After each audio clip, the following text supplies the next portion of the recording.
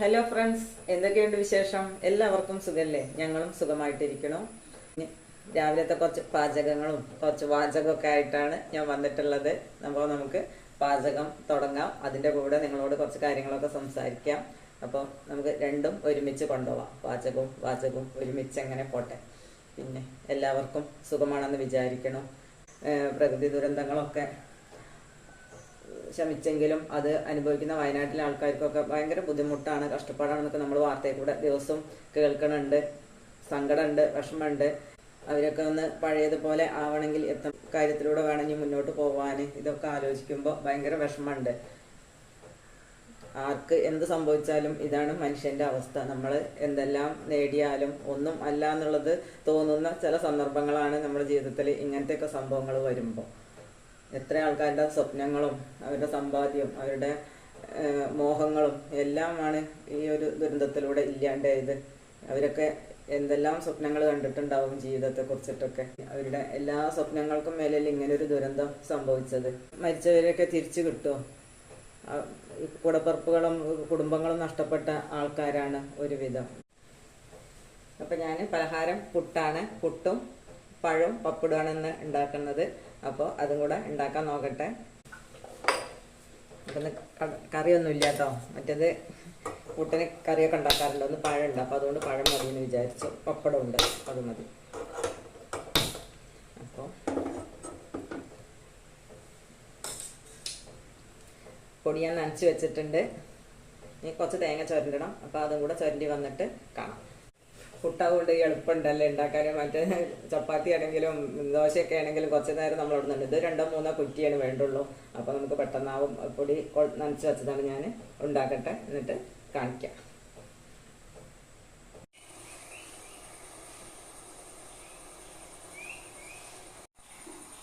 പുട്ടും ചായയൊക്കെ റെഡി ആയിട്ടുണ്ട്. ഞാനത് കൊടുക്കട്ടെ. മക്കൾ അവിടെ കഴിക്കാനായി എന്ന് പറയുന്നുണ്ട്. അപ്പം ഇനി ഉച്ചയ്ക്കുള്ള കറികളൊക്കെ ഉണ്ടാക്കാൻ വേണ്ടിയിട്ട് നോക്കട്ടെ. ഇന്ന് ഉച്ചയ്ക്ക് ഒരു പുളിങ്കറി ഉണ്ടാക്കണം. പുളിങ്കറിക്കുള്ള കഷ്ണമൊക്കെ റെഡിയാക്കി കുക്കറിൽ ഇട്ടിട്ടുണ്ട്. പുളിങ്കറി തയ്യാറാക്കണത് എങ്ങനെയാണെന്ന് ചോദിച്ചാൽ, ഇളവനും തക്കാളിയും വെണ്ടയ്ക്കയാണ് കഷ്ണം. അതിന് കുറച്ച് മുളകും മഞ്ഞളും ചേർത്ത് വേവിച്ചിട്ട് കുറച്ച് പുളിയും കൂടെ ഒഴിച്ച് തിളപ്പിച്ചതിന് ശേഷം നാളികേരം, ജീരകവും പച്ചമുളകും കൂടി അരച്ച് ചേർക്കും. കടുകും കറിവേപ്പിലയും ഉണക്കമുളകും കുറച്ച് ഉലുവയും കൂടി പൊട്ടിച്ച് കൊടുക്കും. അതാണ് എൻ്റെ പുളിങ്കറി. പുളി ആവശ്യത്തിന് കേട്ടോ. ഓവറായിട്ട് പുളി ചേർക്കരുത്, അപ്പോൾ ടേസ്റ്റ് ഉണ്ടാവില്ല. നല്ല ചോറിന് നല്ല ടേസ്റ്റുള്ളൊരു കറിയാണ്. അല്ല, ഞാൻ പരിപ്പും കൂടെ ചേർത്തിട്ട് പിന്നെ അതുപോലെയും പുളി ഒഴിച്ചിട്ട് അങ്ങനെ ചെയ്യാറുണ്ട്. ഇങ്ങനെ 2 ടൈപ്പിലാണ് ഞാൻ പുളിങ്കറി വയ്ക്കാറുള്ളത്. വെണ്ടയ്ക്ക കൊണ്ടൊരു മെഴുക്ക് പുരട്ടി ഉണ്ടാക്കണം. അപ്പോൾ ഇത്രയാണ് കറികൾ. പിന്നെ പപ്പടം, മീൻ വറുത്തത്, കടുമാങ്ങ അച്ചാറുണ്ട്, പിന്നെ ചെത്തുമാങ്ങേൻ്റെ അച്ചാറും ഉണ്ട്. അപ്പോൾ ഞാൻ പാചകം ഇങ്ങനെ തുടങ്ങട്ടെ കേട്ടോ. ഒക്കെ ഉണ്ടാക്കിയിട്ട് നിങ്ങളെ കാണിക്കാം. പിന്നെ ഏതായാലും നമ്മുടെ കഷ്ണം ഇവിടെ വേവട്ടെ. അപ്പോഴേക്ക് തേങ്ങ ചുരണ്ടണം. ഇതൊക്കെ പണികളുണ്ട്. എന്നാലും ഞാൻ 1-2 കാര്യങ്ങൾ നിങ്ങളോട് സംസാരിക്കാം.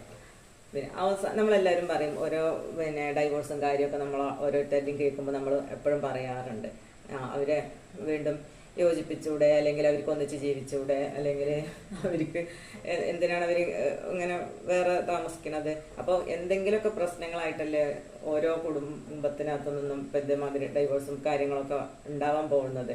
അവർക്ക് അതിനെ ഇഷ്ടമാണ്, അല്ലെങ്കിൽ നല്ല നിലയ്ക്ക് അവർ കുടുംബജീവിതം നയിച്ചു പോവുകയാണെങ്കിൽ അവിടെ ഒരു ഡൈവോഴ്സിൻ്റെ കാര്യം വരുന്നുണ്ടോ?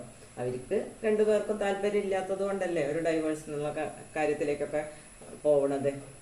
പിന്നീട് അവരെ ഏതെങ്കിലുമൊക്കെ കാര്യം കൊണ്ട് അവരെ നമ്മൾ കൂട്ടി യോജിപ്പിച്ചൊക്കെ മുന്നോട്ട് പോവുകയാണെങ്കിൽ തന്നെ അത് ഒരു പൊട്ടിയ കണ്ണാടി നമ്മൾ ചേർത്ത് വെച്ച് കഴിഞ്ഞാൽ എത്രത്തോളം അതിലൊരു ഭംഗി ഉണ്ടാവും. അത് തന്നെയായിരിക്കും അവരുടെയും ലൈഫ്. കാരണം അവരതിന് മുന്നേ അങ്ങോട്ടും ഇങ്ങോട്ടും പറഞ്ഞിട്ടുള്ള കാര്യങ്ങളും ചെയ്തിട്ടുള്ള കാര്യങ്ങളൊക്കെ അവരുടെ ലൈഫിൽ ഇടയ്ക്കിടയ്ക്ക് പൊങ്ങി വന്നുകൊണ്ടിരിക്കും. പിന്നെ അവർ അതിൻ്റെ പുറത്ത് 2 ആളുടെ മനസ്സിലുണ്ടാവും അതിൻ്റെതായ ഈഗോ അല്ലെങ്കിൽ കോംപ്ലക്സ്, ഇതൊക്കെ പറയാം.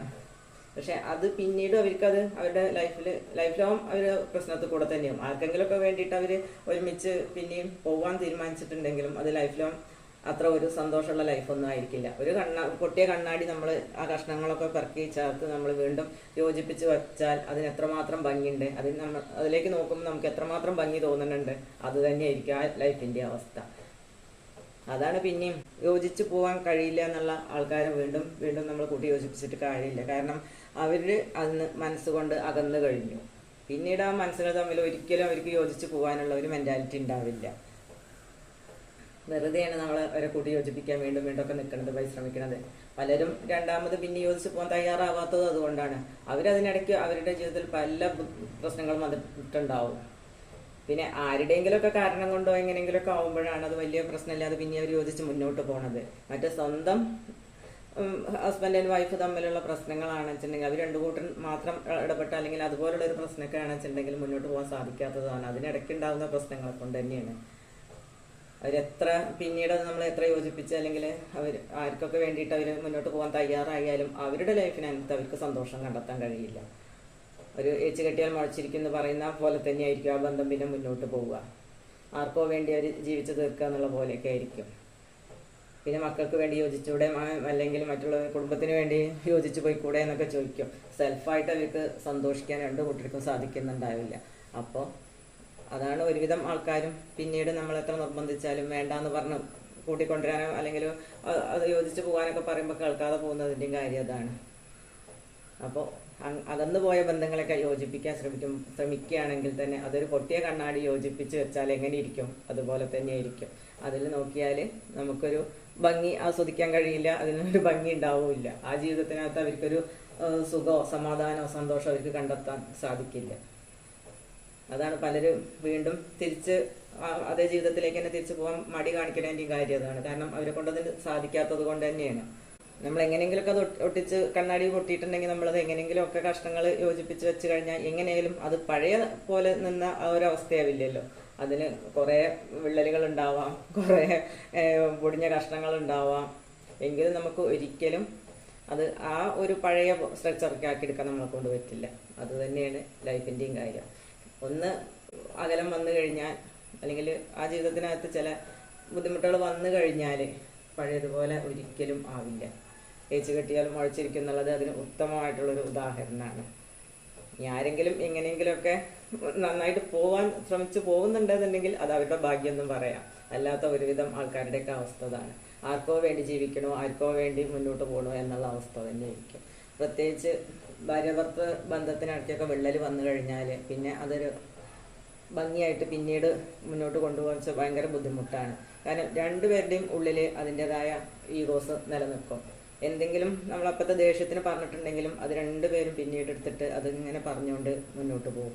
അല്ലെങ്കിൽ അതിനിടയ്ക്ക് വന്നിട്ടുള്ള എന്ത് പ്രശ്നമാണോ അത് പിന്നെയും അവരുടെ ലൈഫിൽ ഇങ്ങനെ മുളച്ച് പൊന്തിക്കൊണ്ടിരിക്കും. അപ്പോൾ എന്തെങ്കിലുമൊക്കെ പറയുന്നതിന് മുന്നേ നമ്മൾ പലപ്പോഴും ചിന്തിക്കുക, ലൈഫാണ്, മുന്നോട്ട് പോകാനുള്ളതാണ്, ആരെയും വെറുപ്പിക്കരുത്, നല്ല നിലയ്ക്ക് കൊണ്ടുപോകണം.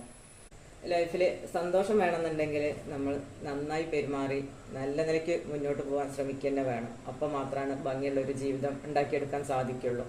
നമുക്ക് പലതിനും പ്രശ്നങ്ങളും പ്രയാസം പിന്നെ വിഷമങ്ങളും ഒക്കെ നമുക്കൊക്കെ ഉണ്ടാവും. പക്ഷെ അതൊന്നും നമ്മുടെ ജീവിതത്തെ ബാധിക്കരുത്. ജീവിതത്തിൻ്റെ വഴിക്ക് നമ്മൾ ഹാപ്പി ആയിട്ട് തന്നെ മുന്നോട്ട് പോകാൻ ശ്രമിക്കുക. പരമാവധി പ്രശ്നങ്ങളൊക്കെ ഒഴിവാക്കി സംസാരം പരമാവധി നല്ല രീതിക്ക് കൊണ്ടുപോയാൽ തന്നെ നമ്മളെ കുടുംബത്തിനകത്ത് കുറേ പ്രശ്നങ്ങൾ ഒഴിവാക്കുക. ഈ സംസാരമാണ് മനുഷ്യനെ പല അബദ്ധത്തിക്കും അപകടങ്ങളിലും ചെന്ന് ചാടിക്കുന്നത്. കാരണം ഒരാൾ സംസാരിക്കുന്നത് ഏത് ടോണിലാണോ അത് മറ്റാൾക്ക് ഉൾക്കൊള്ളാൻ സാധിക്കണ്ടേ. അതില്ലാത്തതാണ് പല കുടുംബ ബന്ധങ്ങളിലെയും പ്രശ്നം. ഒന്ന് പറഞ്ഞാൽ മറ്റേയാൾ രണ്ടെണ്ണം പറയാൻ ശ്രമിക്കും, അപ്പം കുടുംബത്തിനകത്ത് പ്രശ്നങ്ങളായി. അപ്പോൾ ചിലതൊക്കെ നമ്മൾ കേട്ടില്ല എന്ന് വെക്കേണ്ടി വരും. എല്ലാത്തിനും അതേ അളവിൽ മറുപടി പറയാൻ നിന്ന് കഴിഞ്ഞാൽ കുടുംബ ബന്ധങ്ങളൊക്കെ ശിഥിലമായി പോവന്നേ ഉള്ളൂ. ബന്ധങ്ങളൊക്കെ നിലനിർത്തി കൊണ്ടുപോകണമെങ്കിൽ നമ്മൾ നല്ല നിലയ്ക്ക് പെരുമാറി മുന്നോട്ട് പോവുക വേണം. അപ്പോൾ മാത്രമാണ് നല്ലൊരു ലൈഫ് ഉണ്ടാക്കിയെടുക്കാൻ സാധിക്കുള്ളൂ. അപ്പോൾ ഞാൻ എൻ്റെ കറികളൊക്കെ ഉണ്ടാക്കട്ടെ. ഏതായാലും കഷ്ണം ഇവിടെ വെന്ത് വിസിൽ വരാനായിട്ടുണ്ട്. തേങ്ങ ചേരണ്ടണം, പുളി വെള്ളത്തിലിട്ട് വെക്കണം. ഇതൊക്കെ ചെയ്തിട്ട് ഞാൻ കറിയാക്കിയതിന് ശേഷം കാണിക്കാം. കാരണം ഇനിയിപ്പോൾ കുറച്ച് സമയം കറി കൂടെ കാണിക്കുമ്പോഴേക്ക് വീഡിയോ ലെങ്ത് കൂടി പോകും. പിന്നെ പുളിയും കറിയൊക്കെ അല്ലത് എല്ലാവരും എപ്പോഴും ഉണ്ടാക്കുന്ന കറിയല്ലേ, അതൊക്കെ എന്ത് കാണിക്കാതിരിക്കുന്നു അല്ലേ, എല്ലാവർക്കും അറിയുന്നത്. പിന്നെ എന്നെങ്ങനെയാണ് ഞാൻ ചെയ്യണമെന്ന് ഞാൻ പറഞ്ഞില്ലേ. അപ്പോൾ കറി റെഡിയാക്കട്ടെ. വെണ്ടയ്ക്ക അരിഞ്ഞെടുക്കണം, അരിഞ്ഞ് വെച്ചിട്ടില്ല, അരിഞ്ഞെടുക്കണം. അങ്ങനെ പിന്നെ മത്സ്യം റെഡിയാക്കി വെച്ചിട്ടുണ്ട്, ഇനി വറുത്തെടുത്താൽ മതി. അപ്പം അങ്ങനെയുള്ള കാര്യങ്ങളൊക്കെ ചെയ്ത് മുന്നോട്ട് പോവാം. അപ്പം ഞാൻ എൻ്റെ പാചകമൊക്കെ ഉണ്ടാക്കിയതിന് ശേഷം കാണിക്കാം. അപ്പം ഇനി ഇതിലൊരു കടുക്, കറിവേപ്പില, ഉലുവ, ഉണക്കമുളകും താളിക്കണം. അപ്പം ഇനി അതും കൂടെ താളിച്ച് ചേർക്കട്ടെ. അപ്പോൾ ആ കോഴി ഫ്രൈ ആയിക്കൊണ്ടിരിക്കുന്നുണ്ട്, നമുക്കൊന്ന് മറിച്ചിട്ട് കൊടുക്കാം. ഇപ്പോൾ തോരങ്ങനെ ഇളക്കി വഴറ്റി കൊടുക്കാം.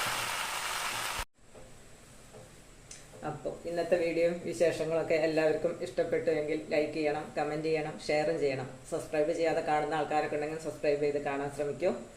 അപ്പോൾ നമുക്ക് മറ്റൊരു വീഡിയോയിലൂടെ വീണ്ടും കാണാം. പുതിയ വിശേഷങ്ങളും പുതിയ കാര്യങ്ങളൊക്കെ ആയിട്ട് ഞാൻ നിങ്ങളുടെ അടുത്ത് വീണ്ടും വരാം.